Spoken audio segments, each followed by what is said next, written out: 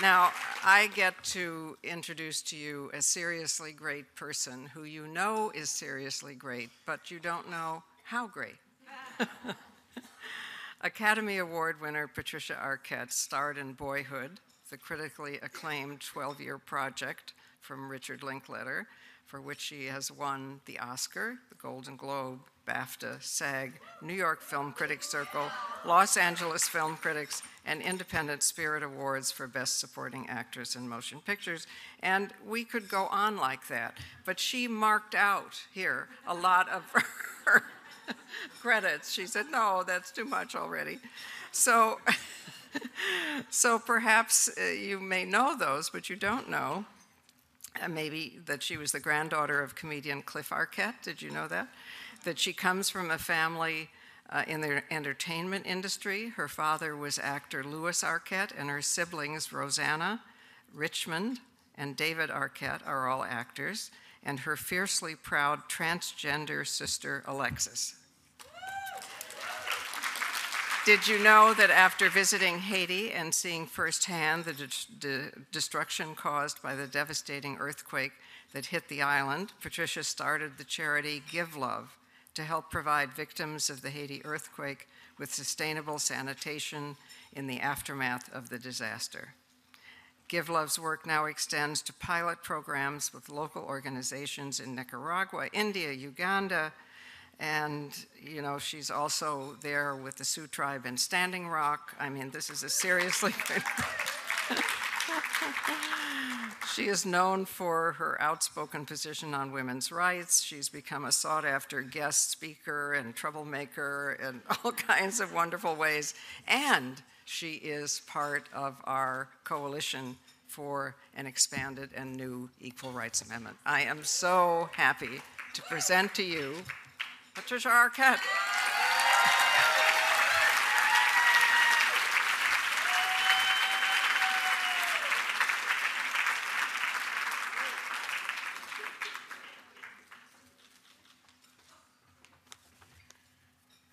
Wow, so exciting to be here. Thank you for the incredible work that you're doing. It's such an honor to be in such distinguished company. I'm very humbled to have been introduced by the earth-shaking, groundbreaking, badass, foxy, superheroine, Gloria Steinem. And to be in the midst of so many brave people here who are working so hard to improve the lot of so many. People here who understand girls matter, their daughters matter, our futures matter. I've come here tonight to talk about what I consider to be the critical need of passing the Equal Rights Amendment. As we've seen in recent days, Donald Trump and his cabinet have worked to dismantle the rights, and for many, they've personally spent hundreds of thousands of dollars of their personal wealth to roll back equality and civil rights. We've seen it in children with green cards turned away at our doors, children who needed surgeries. We've seen it in the reality of clinic closures across the nation. We've seen it when women are having to go to other states to access safe abortions. We have seen it when women have less access to health care and cervical cancer rates are on the rise, as they are right now. And we see it when Planned Parenthood, the lifeline and primary care provider for millions of people in the nation, is under constant threat. We see it when new laws are passed in states like Arkansas, where a man can now sue to prevent his wife from having an abortion, even in cases of rape or incest. That's right. Even if she's the victim of rape or incest, he can sue her if she wants to have an abortion. We also see the mounting threat to our LGBT brothers and sisters. They are in danger of having new laws passed that could diminish their equality and put them in the very real position, as a friend of mine encountered years ago here in Los Angeles, of having a healthcare provider refuse them service because they discriminate against who they were and who they loved. We're also looking at Trump's grim picks like Jerry Falwell Jr., who wants to dismantle Title IX, which, amongst other things, has ensured that girls and women have sports funding in schools. It's also one of the first lines of defense when a campus sexual assault victim needs services, and the protection from having to be in classes with the same person who sexually assaulted them. These are just some of the things that we're looking at right now. And yes, we're in a very dark time. But the truth is that we and many other groups across this nation have never truly been all the way in the light. Many people think women have constitutional equality, but we do not. And to quote Supreme Court Justice Scalia, certainly the Constitution does not require discrimination on the basis of sex. The only issue is whether it prohibits it. It doesn't. That's right, it does not. We see that in the impact of critical court decisions. Women have piecemeal legislation that changes according to who's in power at any given time. Legislation that again and again is dismantled and rendered ineffective by federal courts, like the Violence Against Women Act, which initially gave women a federal remedy for gender-based violence. This provision of the law was struck down by the U.S. Supreme Court as unconstitutional when many years ago a campus sexual assault victim, Christy Brancala, tried to use it. We also see the glaring injustices in state laws. In Louisiana, for instance, women are not given a free DNA rape kit to collect the forensic evidence of their rapist if they were committing a crime, or had a felony conviction in the last 5 years. So think about that. The most vulnerable population, prostitutes, someone taking drugs, someone on the streets, they're not allowed by law to be given a free DNA rape kit to collect the DNA evidence of their rapist. Or in Massachusetts, we have women who have to appeal every 6 months so that the DNA that's already on a shelf of their rapist is not destroyed. They have to relive that every 6 months while they're waiting for justice. Even though the statute of limitations in that state is only 15 years. So this is an unfair hardship that is not placed on other classes of crime victims. It is reserved for rape victims, who are largely women. And even when our brothers are the victims of rape, in Utah, a male rape victim has a 46% higher likelihood of having his DNA rape kit processed than female victims of rape. Look, I want all victims of rape to have their DNA kits processed regardless of sex. Rape is equally devastating to men and women who experience it, but the law doesn't seem to see it that way.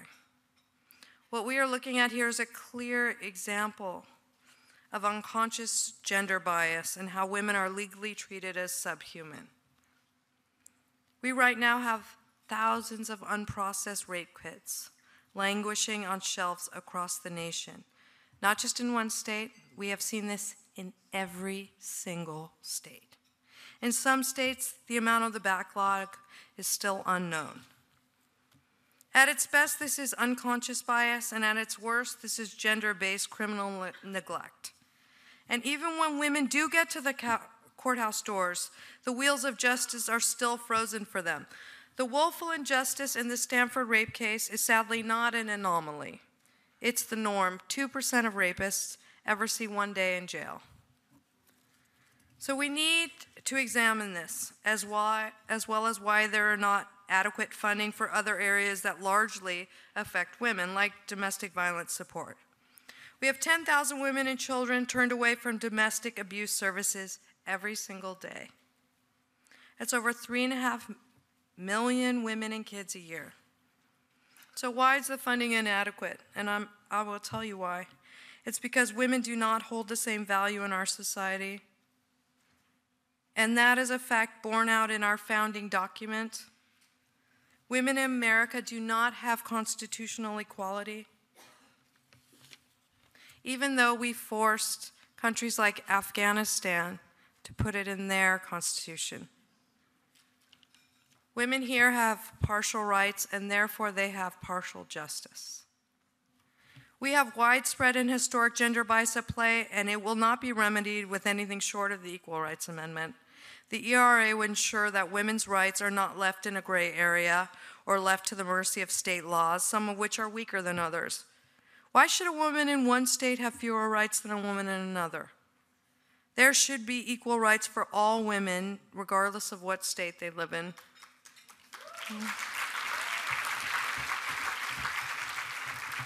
Although I am grateful to live in California. I will tell you that. Girls, move to California.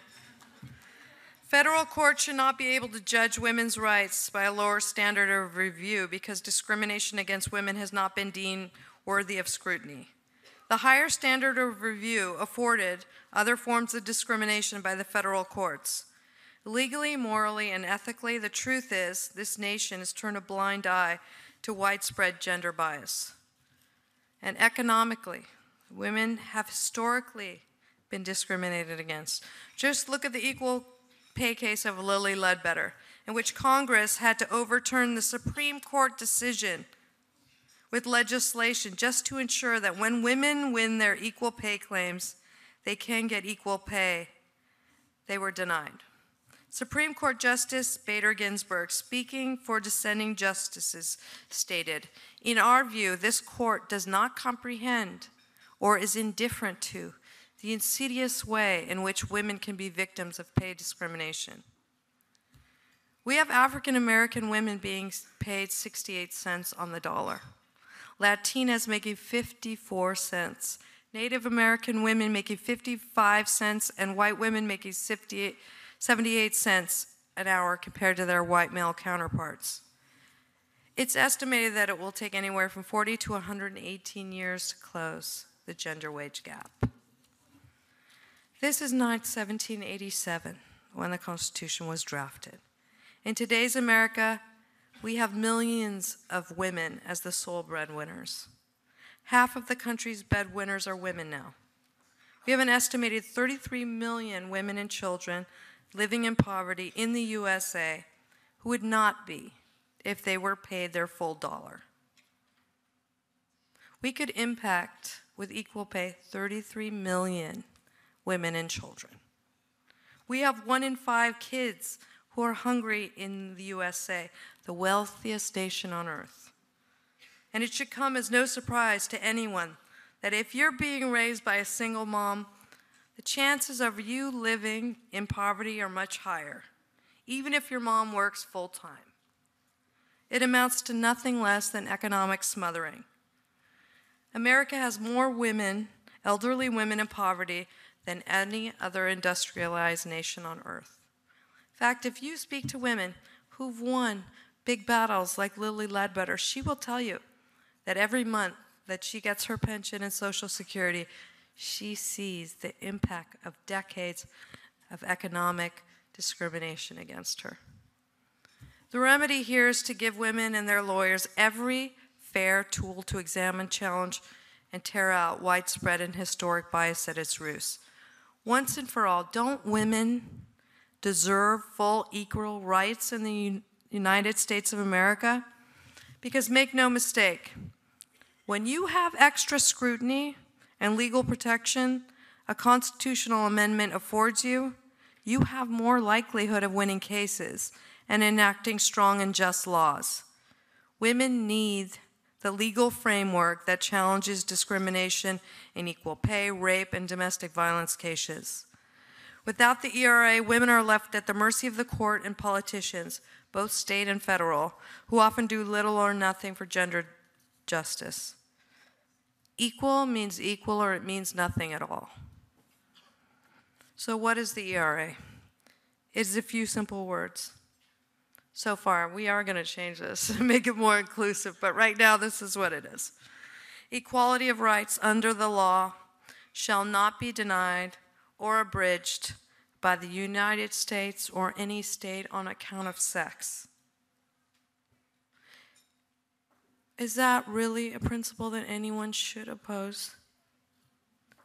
So I'm asking you to join me to shine a light in these dark days and to prioritize the Equal Rights Amendment and to take the action to make this long-needed change and to help women finally have full equal rights and full protection of law in the United States of America. Many people in this room are in a good position. I'm in a great position. But there's many women out there who are not. And it is their right. And they deserve this. It's time to finally rise up and include women in the promise of justice for all.